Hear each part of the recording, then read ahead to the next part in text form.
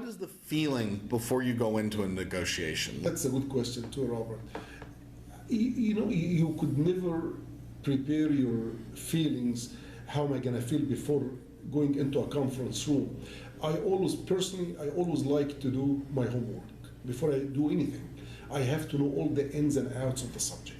I have to prepare myself for all the questions are going to be asked or expected to be asked, right? So I always go in.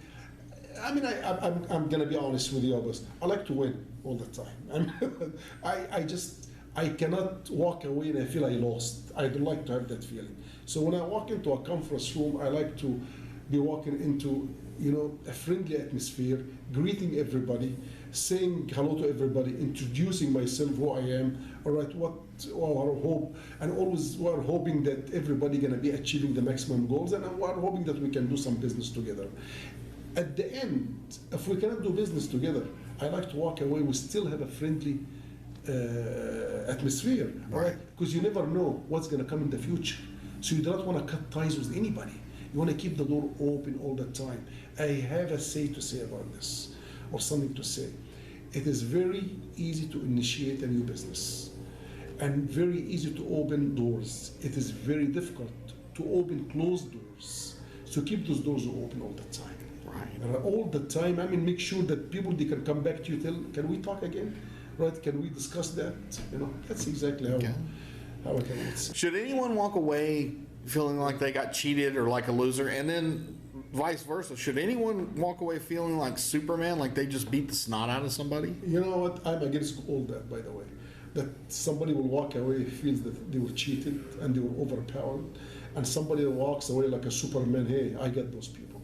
That is wrong. For me, that is totally wrong. You know what? I would like to. You are completely closing the door, in the future door, for those people. They do not want to do business with you anymore, right? Let's always put the basic. We are all human beings, and all of us, we have to live, and all of us, we must do the best we could, all right, for ourselves and for the others.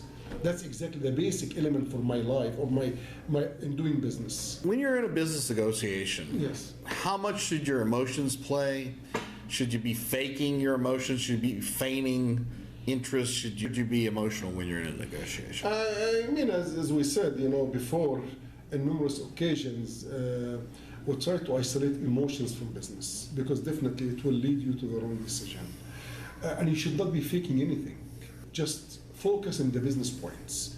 I am not here. I do not have to be in love with anybody, and I do not want to hate anybody either. All right? I am here to do business together. If it happens to be that we walk away from the conference room, we're in love, that is beautiful, that's fantastic. But it doesn't have to be this way.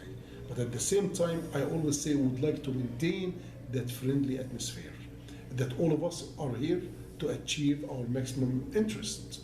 And that's exactly. But if you use your strength to make somebody walks away feeling that, oh my God, I get nothing out of this, I think you did not succeed in delivering the message that I'm here, we do business together. Right. So I mean, that's it. And try to isolate that emotions completely, because it will lead you to the wrong decision, really. Do you need to study the subject matter before you go into a negotiation, or can you go in cold?